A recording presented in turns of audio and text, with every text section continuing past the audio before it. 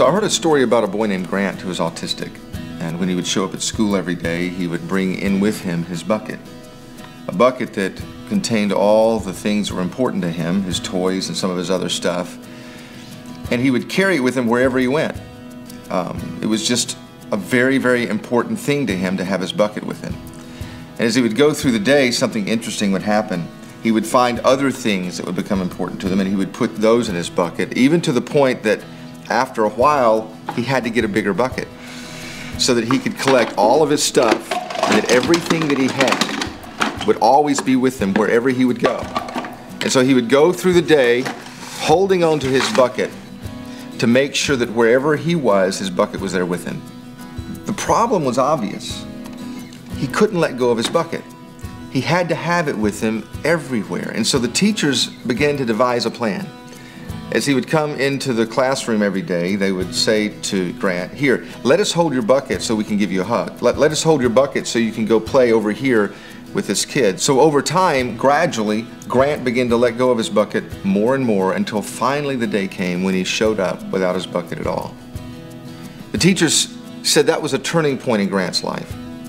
That from that point on, his personality changed. From that point on, he began to participate in activities in a different way. From that point on, his relationships with other kids changed. The principle's simple. Until Grant could let go of his bucket, he wasn't able to move to the next level of his life. You see, I think we have more in common with Grant than we realize.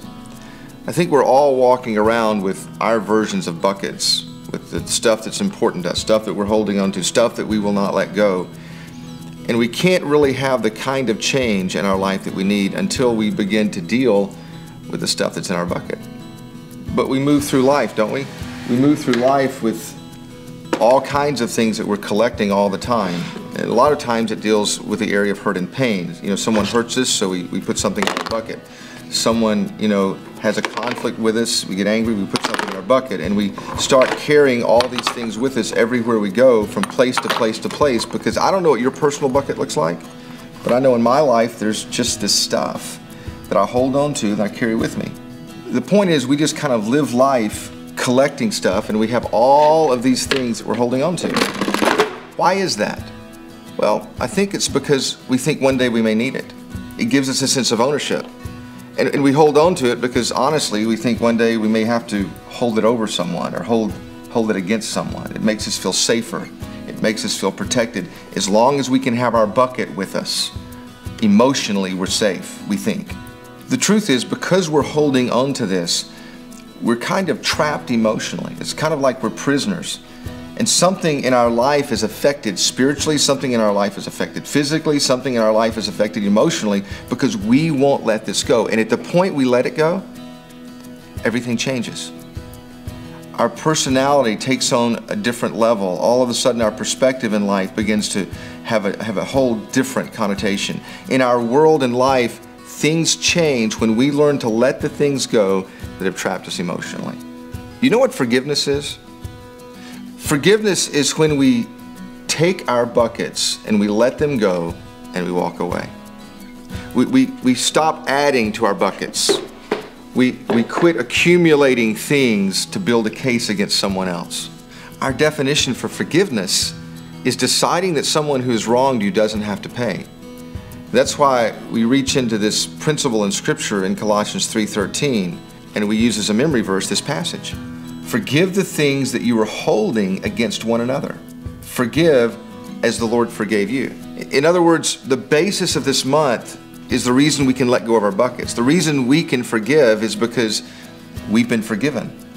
And one of the most important principles, the thread that will go through everything we talk about this month, is this ability, this reasoning that we have to forgive those around us because of the grace that God has shown us because we've been forgiven.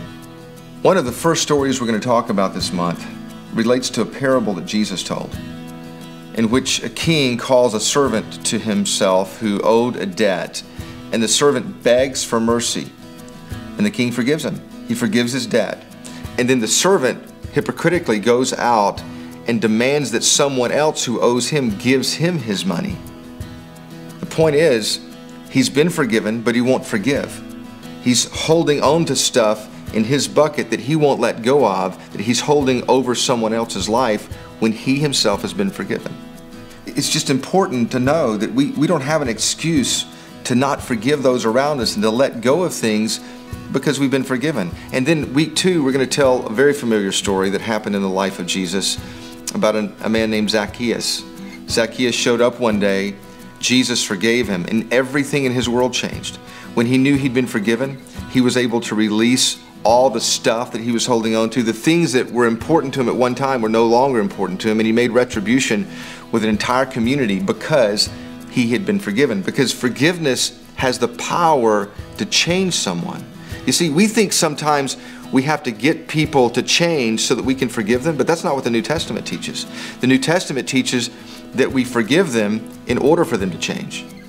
And then we're going to jump into a story in the Old Testament about a man named Joseph. If there was ever anyone who had a reason to carry around a bucket, it was Joseph. I mean, there was the issue with his brothers, you know, where they threw him in the pit, sold him into slavery. There was the issue of Potiphar's wife who betrayed him. There was the issue of him being in prison. And he just had all kind of reasons to collect all this stuff. And the climax of this entire story happens in this moment in time when the brothers are in front of Joseph and they realize who he is. And he has every reason to get revenge. He has every reason to get even with them. But he forgives them. And we're going to wrap the month with another illustration that Jesus used where he talked about coming to the altar, coming into the presence of God, and he talked about in that moment, if you remember someone is offended, that you need to pursue that relationship to restore it. And that before you even come to God and present your altar, you need to try to fix things with your brother. The reason this is so important is because in your home, in your family, with the kids that are growing up in your ministry, we need to teach them the importance of letting go of things that they may be holding on to. That there is a biblical principle related to forgiving. And the reason it's so important for them is not simply because God says to forgive, but because ultimately it affects who they are. It affects their personality. It affects how they see life. One of the best training grounds for forgiveness is your family. You're going to have a host of different opportunities to model this as a parent, to model this as a leader, so that children can grow up in a home and understand how important it is to forgive. If I were sitting with you as a leader or as a parent, I would probably ask you this question. Are there some invisible buckets that you're carrying around personally that maybe even as a leader or parent you should deal with, that you should learn to let go? Maybe you're trapped emotionally. Maybe the most powerful thing that could happen in this month about forgiveness is for you to learn how to forgive someone so that what happens in you ultimately can be a model for what needs to happen in your children. And then the question is, are your kids coming home at the end of the day, maybe holding invisible buckets as well, things that they need to deal with, things that they need to learn to release and let go. The most powerful thing that we can remember, and this is going to be a lesson that happens over and over and over again, is that we have been forgiven, and because we've been forgiven, the most important thing we can do to be free is to learn how to forgive.